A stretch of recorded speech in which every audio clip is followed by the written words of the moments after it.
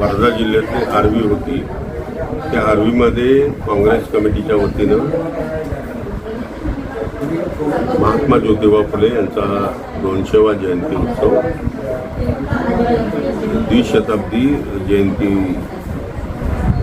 करण्याचं ठरलं आणि त्याप्रमाणे आमचे मित्र अनंत मोहोड यांनी कार्यक्रम घेतलेला होता. त्या कार्यक्रमाला मी उपस्थित राहिलेलो होतो.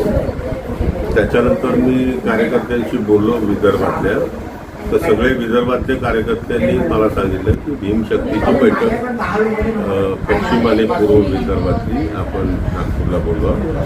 तर त्याप्रमाणे आज या ठिकाणी बैठक झाली. त्या बैठकीमध्ये असं ठरलं, महात्मा ज्योतिबा फुले यांची 200वी जयंती, छत्रपती शाहूराजांची 150वी जयंती आणि महात्मा ज्योतिबा संत गाडगे महाराज यांची 150वी जयंती आपण मोठ्या प्रमाणात साजरी करू. आणि या देशामध्ये या महापुरुषांनी, या संतांनी जे समतेचं, समानतेचं,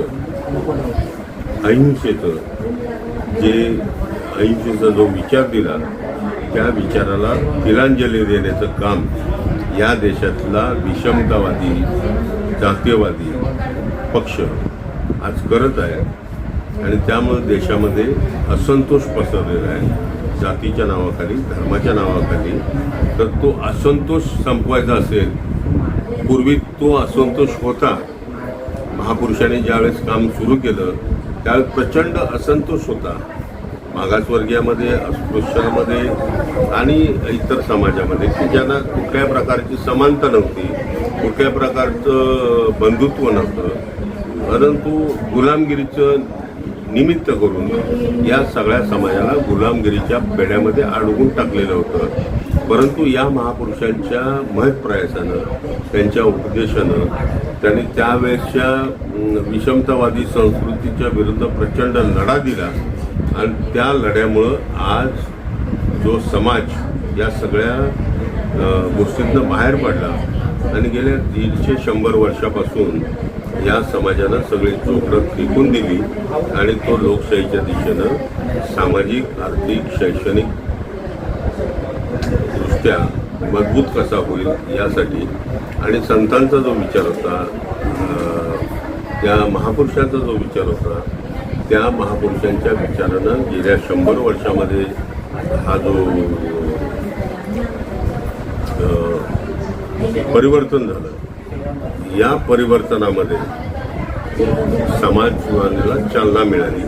परंतु दुर्दैवानं विषमतावादी संस्कृती या देशामध्ये पुन्हा डोकं वर काढल्यामुळं या महापुरुषांच्या विचाराला पुन्हा एकदा चालना देण्यासाठी आम्ही महात्मा फुले यांची जयंती, छत्रपती शाहूराजांची जयंती आणि संत गाडगे महाराजांची जयंती केली पाहिजे. आणि त्याच्यातनं या महापुरुषांचा विचार या देशाला, या महाराष्ट्रामध्ये घुमला पाहिजे आणि त्या माध्यमातून पुन्हा एकदा विषमतावादी संस्कृती ही डोकं वर काढत चाललेली आहे, त्यांना ठेचण्याचा कार्यक्रम या निमित्तानं आम्हाला करायचा आहे. आणि म्हणून या महापुरुषांची जयंती आम्ही मुंबईमध्ये मोठ्या प्रमाणामध्ये साजरी करणार आहोत. तर सर, उपवर्गीकरणाच्या संदर्भात तुमचं काय मत आहे? नाही, उपवर्गीकरणाला आमचा विरोध आहे. आमचं म्हणणं असं आहे की पहिल्यांदा जनगणना होऊ द्या. जनगणना झाल्यानंतर कुठला समाज किती लोकसंख्येच्या प्रमाणामध्ये आहे ते बघू द्या. त्याच्यावर शासनानं बदल समितीच्या आयोगाच्या ऐवजी त्यांनी सगळ्या समाजातल्या लोकांची एक समिती नेमावी आणि त्या समितीच्या माध्यमातून त्यांनी बघावं की बाबा कुठल्या समाजाचं प्रतिनिधित्व किती आहे आणि त्याप्रमाणे मग त्यांनी जो ठराव, जो काही अभ्यास केलेला असेल त्या अभ्यासानुसार आपल्याला ठरवावं लागेल की या जातीची संख्या एवढी, या जातीची संख्या एवढी, या जातीची संख्या एवढी, आणि त्या जातीच्या संख्येनुसार नेमकं काय करावं हे बघायला पाहिजे. पण त्याच्या अगोदर जी जनगणना झाली पाहिजे, ती जनगणना होणं आवश्यक आहे. तोपर्यंत जे बदर समितीनं जे काही ठरवलेलं आहे ते सगळं जरा तुर्तास बाजूला ठेवावं आणि जनगणना झाल्यानंतर त्या संबंधीचा विचार या समितीमध्ये जे काही शासन धोरण ठरवणार आहे त्या धोरणानुसार आम्ही सरकारने जनगणना न करता आता BLO फॉर्मची आणलेलं आहे इलेक्शन वोटर्स लिस्ट करिता. तर हे कितपर्यंत बरोबर आहे? नाही, जोपर्यंत जनगणना होत नाही तोपर्यंत कुठलाही अबकडचा निर्णय शासनानं घेऊ नये आमची विनंती राहील. एकदा तुमच्या हरकती आणि सूचना तुम्ही बदर समितीनं जो निर्णय अहवाल जो तयार केलेला आहे, शासनाचं काम सुरू झालेलं आहे BLOचं. नाही, त्यांना करू द्या, काही करू द्या, पण आम्ही मग कशाला आहोत? आम्ही जनतेचा आवाज उठवू, रस्त्यावर येऊ आम्ही. सर, सामाजिक न्याय विभागाचा निधी इतरत्र वळवण्यात येत आहे अशा पद्धतीची माहिती आहे. काय तुमचं यावरती मत आहे? सत्य काय? नाही, चुकीचं आहे. जर सामाजिक न्याय विभागाचा निधी लाडक्या बहिणीला तो निधी हा काही विशेष दिलेला आहे. घटक योजनेचा निधी आहे, तो प्रत्येक घटकाला न्याय देण्याचा निधी आहे. मग त्याच्यामध्ये शैक्षणिक असेल, सामाजिक असेल, नोकरी संबंधातला असेल, तर या संबंधातली भूमिका आमची स्पष्ट आहे की या ठिकाणी जो सामाजिक न्याय विभागाचा निधी आहे तो त्या त्या घटकाला मिळाला पाहिजे. आता तुम्ही म्हटल्याप्रमाणे लाडक्या बहिणीला निधी देण्याचं काम होत आहे, तर नेमक्या कुठल्या लाडक्या बहिणीला तो निधी जातोय हे पण बघणं आवश्यक आहे ना. कारण मागासवर्गीय लाडकी बहीण असेल तर त्याच्यातला काही निधी त्यांना देण्याचा प्रयत्न असेल तर आमचं काही ऑब्जेक्शन नाही आहे. परंतु सरसकट सामाजिक न्याय विभागाचा मोठा निधी जर त्यांना देण्याचा प्रयत्न होत असेल तर त्याच्यावर आम्हाला ऑब्जेक्शन घ्यावं लागेल. त्याने इतर निधीतनं तो त्याला देण्यात यावा. मागासवर्गीयांच्या निधीतनं इतर समाजाला जर तो निधी जात असेल तर त्याच्यावर आमचं ऑब्जेक्शन आहे. ऑब्जेक्शन इन द सेन्स सामाजिक न्याय विभागाचा जो निधी आहे तो विशिष्ट वर्गासाठी आहे आणि विशिष्ट वर्गाच्या बाहेरच्या महिला जर त्यांना निधी मिळत असेल तर त्याच्यावर ऑब्जेक्शन आहे. परंतु त्या महिलांना सुद्धा निधी देण्यासाठी शासनाच्या वित्तीय विभागाकडून त्यांच्यासाठी सेपरेट तरतूद करावी, आमचा त्याला विरोध नाही आहे. परंतु ज्या समाजाच्या महिला आहेत ज्या सामाजिक न्याय विभागाच्या अंतर्गत मोडतात त्यांना तो निधी दिला तर आमचं काही ऑब्जेक्शन नाही आहे. आणि इतर महिलांना निधी देण्याचा मुद्दा येत असेल तर तो OBC असेल, मराठा असेल किंवा इतर असेल तर जनरल बजेटमधनं त्यांना तो निधी देण्यासाठी आमची काही हरकत नाही आहे.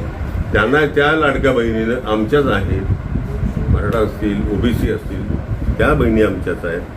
त्यांनाही त्या निधीतनं पैसा देण्याचा प्रयत्न शासनानं करावा.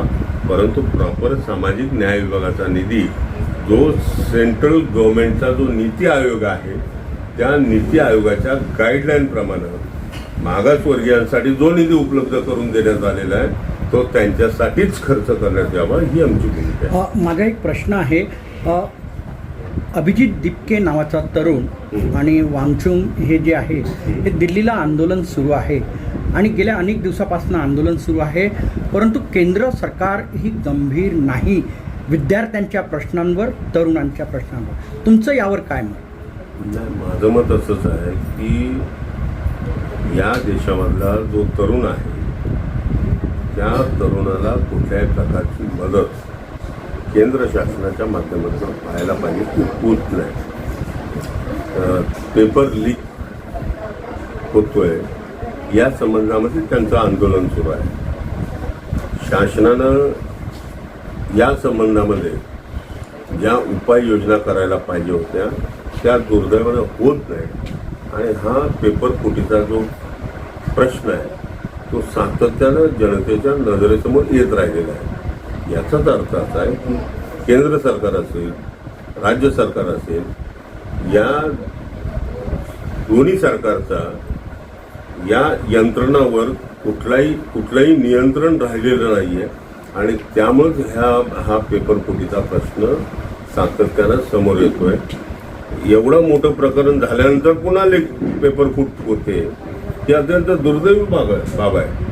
आणि म्हणून आमचं म्हणणं असं आहे की अभिजित दिप्के असतील, सोनम वांचूक असेल, यांनी जे त्या ठिकाणी आंदोलन केलेलं आहे त्यांचं जे म्हणणं आहे तो केंद्र शासनानं ऐकून घेतलं पाहिजे आणि त्यांचं म्हणणं तपासून जे लोक ह्याच्यामध्ये दोषी असतील, मग ते केंद्रीय मंत्री असतील, शिक्षण मंत्री असतील किंवा खालचे अधिकारी असतील, खालच्या यंत्रणा असतील, या यंत्रणांचा तपास करावा आणि जे दोषी असतील त्यांच्यावर कारवाई करण्यात यावी.